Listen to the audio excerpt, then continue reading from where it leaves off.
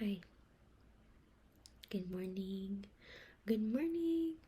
I have a meeting in 9 minutes, so can't talk too long. But I did want to make a video on temptation because it is a very real thing and we experience it.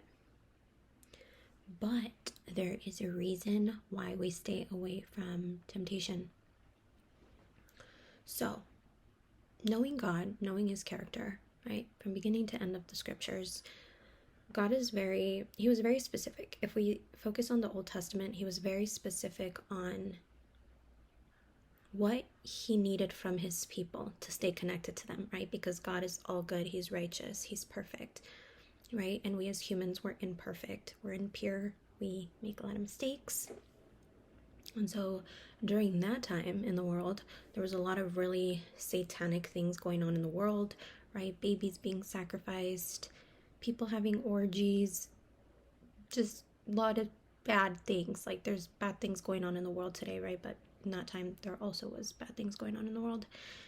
And so God's chosen people at that time were the Jews because he consecrated them, right? He separated them from the way that mankind was conducting themselves at that time. He gave them the 10 commandments and said, conduct yourselves like this, make yourselves pure so that we can stay connected, right?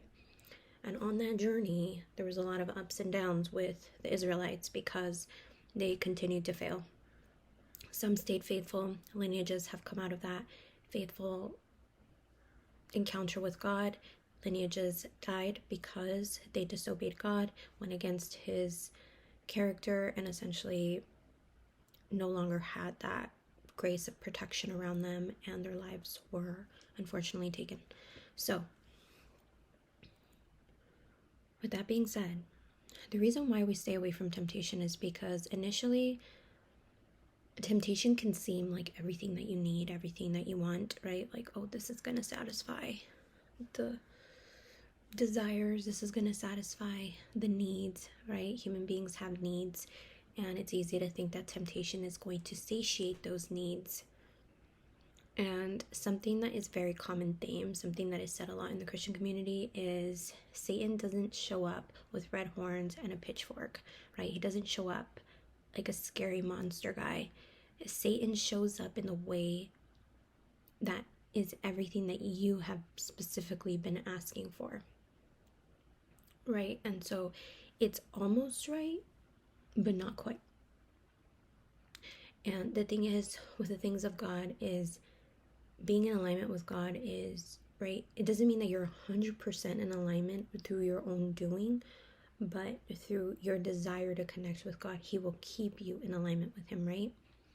But Satan will show up to the right. And like, look at me. I look like God. I act like God. I'll give you everything God can and more, right? Like, I've had this happen to me so many times in my life where individuals have come into my life and they're like, look at everything that I can give you. But the spirit operating in them was demonic. And a lot of times those demons, they look for hosts, right? And so if an individual gave themselves over to these demons, now they're possessed by demons, right? And if a child of God encounters these people and they're not maybe mature in their walk with God, they don't know how to handle the situation, maybe they're people pleasers. People pleasers are oftentimes dealing with the spirit of oppression, right? They're oppressed by demons, not necessarily possessed, but they are not in their fullness of what God has for them because they are being oppressed by demons. And that can happen by spending time with people that are possessed by demons and submitting to that demon through that individual, however that looks, right? Whether it's spending a bunch of time with this person or getting into a relationship with this person, or, right, there's different ways how an individual can be oppressed by a demon. Also, demon possession doesn't always look scary, right? Sometimes these demons can be inside of people and you wouldn't even tell. If you don't have discernment, you couldn't tell that these people were possessed, right? It doesn't always look like those exorcist movies that Hollywood makes, right? That's a very extreme case. I'm sure there are scenarios where it does get to that extreme, right? Especially during deliverances. But if somebody has lived with demons most of their life, they may be really good at blending in, and it takes sharp discernment to determine what spirits are operating out of a person. But the scriptures are very clear about Christians, about how you will know them by their fruit, right? And if you don't know the fruits of the Spirit, look it up. Maybe I'll insert right here the verse. But the fruits of the Spirit are very clear, and not everybody is operating in the Spirit and the fruits of the Holy Spirit. They're operating in other things.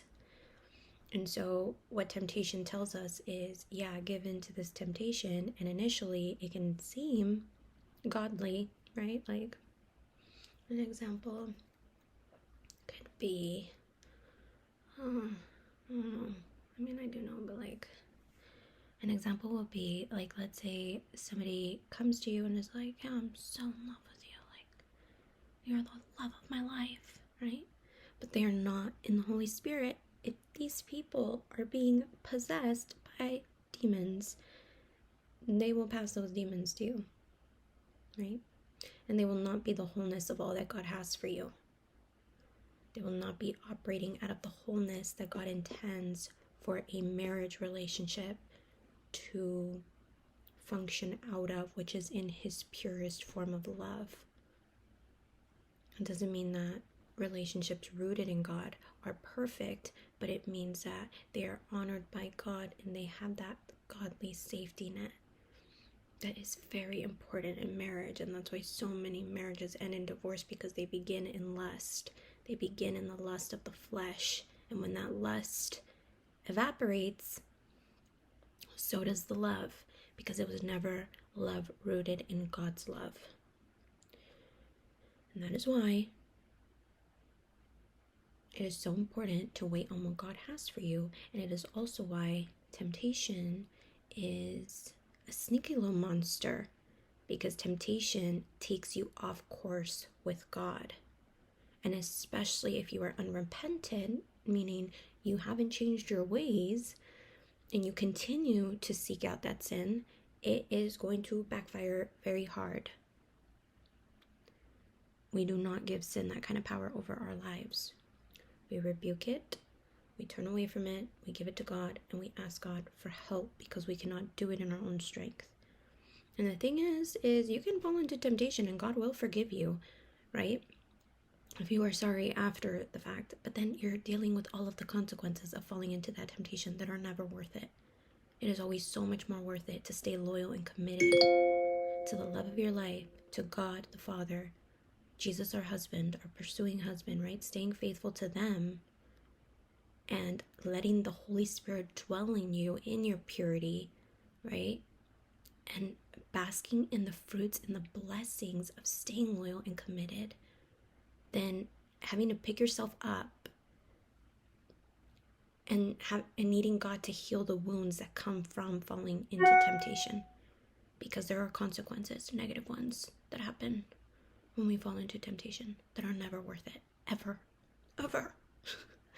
So just remember that when temptation knocks at your door, say, get out of here, Satan. All right, I gotta go. My meeting's starting.